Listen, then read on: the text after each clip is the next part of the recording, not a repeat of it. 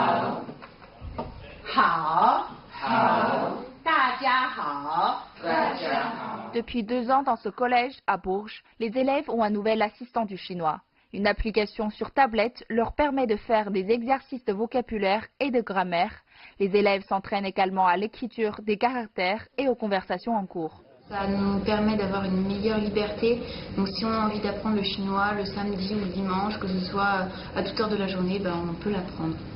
Ça a permis aussi de regrouper tout sur une même plateforme, que ce soit l'écrit ou l'oral, les compréhensions écrites, les compréhensions orales, donc ça c'est beaucoup plus pratique aussi. L'élève peut suivre à tout moment de l'apprentissage son avancement, son taux d'erreur et ses acquis, et tout cela de manière interactive et divertissante. Les élèves sont plus motivés et plus dynamiques en cours. Les prononciations des élèves sont nettement meilleures. De plus, ils sont dans un environnement numérique. Donc pour eux, c'est naturel d'apprendre avec le numérique. Nous ne faisons que nous adapter à leur manière d'apprendre. ESPC n'est pas la seule école à s'adapter à l'ère numérique. Dans ce lycée à Paris, les élèves révisent à l'aide de l'application pour préparer au test HSK. La plateforme enregistre les données de chaque élève qui permet aux professeurs d'avoir un retour individualisé sur la progression des élèves. C'est un gain de temps pour les enseignants.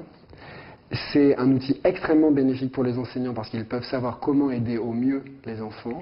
Et très souvent, les applications elles-mêmes redistribuent les exercices ou les mots de vocabulaire qui n'auraient pas été intégrés pour que les élèves continuent à s'entraîner et à progresser. Donc c'est quand même, le numérique permet une chose que nous pouvions faire auparavant mais qui était quand même plus lente et plus laborieuse, qui demandait un temps vraiment incroyable. Aujourd'hui en France, il y a plus de 50 000 élèves qui apprennent le chinois comme une discipline formelle dans plus de 700 établissements scolaires. Pourtant, il n'y a que 800 professeurs certifiés par l'éducation nationale. C'est un défi, mais aussi une opportunité pour des plateformes telles que Login Chinese de participer à un futur d'apprentissage du chinois numérique et aussi plus intuitif. 中文教育在西方它仍然属于一个新兴学科，但这个新兴学科的增长的速度非常之大啊，市场的需求非常的强烈，以至于整个教育系统它并不能很好的应对这种新的变化啊。那么技术性的变革能够快速的去应对，比如说以前一个老师，需要花5年到10年时间才能成长为一名比较有经验的老师。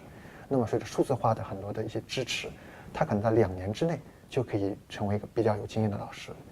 那么以前一个老师可能只能带80到100名学生啊，因为他的教学时间总是有限。